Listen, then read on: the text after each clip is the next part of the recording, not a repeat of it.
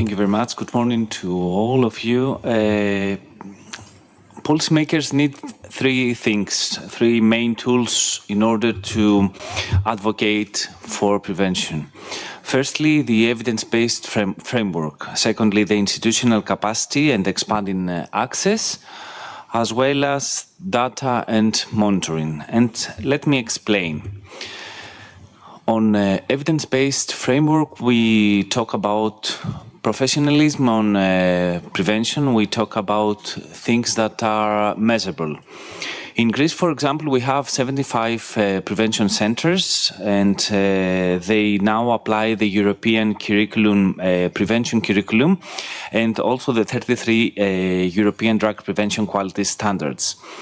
This gives policymakers something that is credible, internationally recognizable, and this is a foundation in order to justify this investment that we do.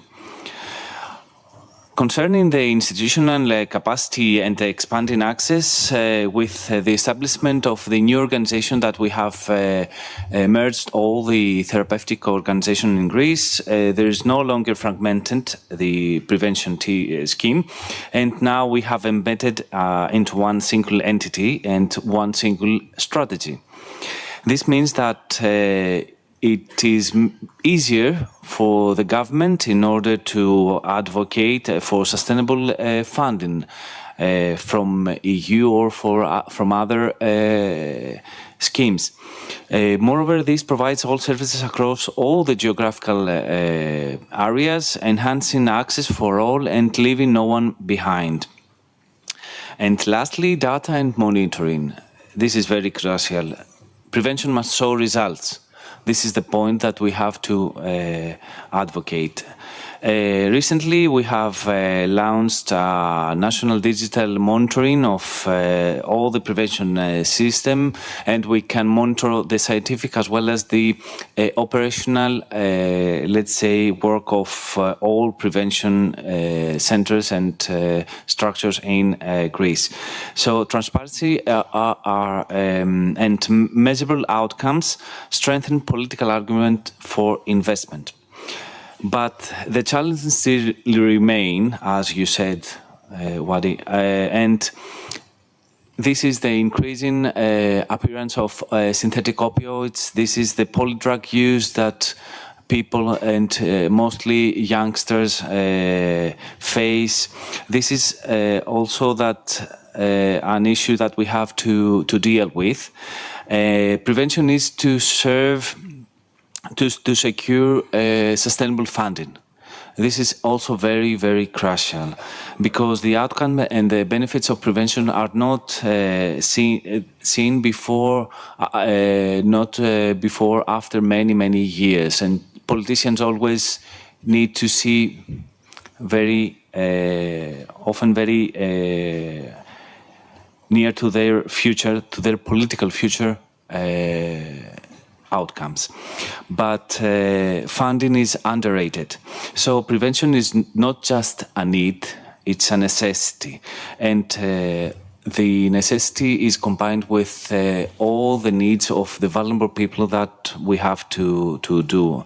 And especially some groups of people like Romas, like migrants, like women, like other people that are in need. And so all these policymakers, if they have them, they can judge and have a more clear judgment on investing on prevention.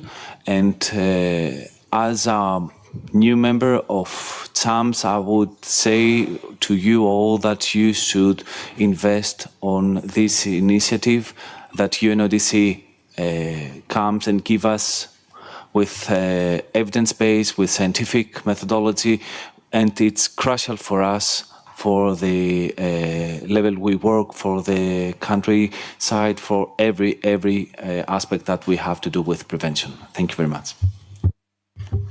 Thank you very much, Mr. Theοχάρης. I mean, of course, you know, the policy framework and that are availed are key in terms of policymakers to understand that there is a science behind it, as you mentioned, and it's a modality also to bring the different silos together, because there's no one entity that can deal with the response. But indeed, data remains key, because policymakers always are, you know, when we're addressing a problem, you see the problem in front of you and you're reacting to the problem, but we're preventing a problem that is not there, is a different level of data investment.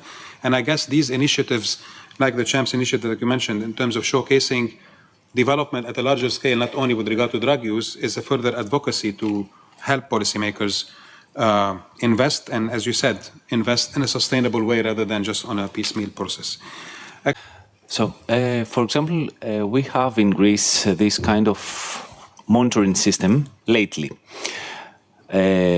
We had all the prevention scheme for many years, but we didn't know exactly what you asked for. How this scheme was sustainable, this was measurable, and all these feasibilities details. So we created a system, a platform where we know exactly on real time what the prevention scheme, the prevention centers do, how many people, if it's a focused intervention, if it's a more general population intervention, how much this cost, and how many resources we used for this intervention. For example, it might be too detailed, but it's something that we should know, and especially policymakers and politicians want to know that. And as I told before, this is not something that we see in the near future. We see it very far away. And if we know how much money we spend and how many resources we have in order to address the needs, it's much more easy to judge, to be more critical, and to allocate sometimes into different needs that we have.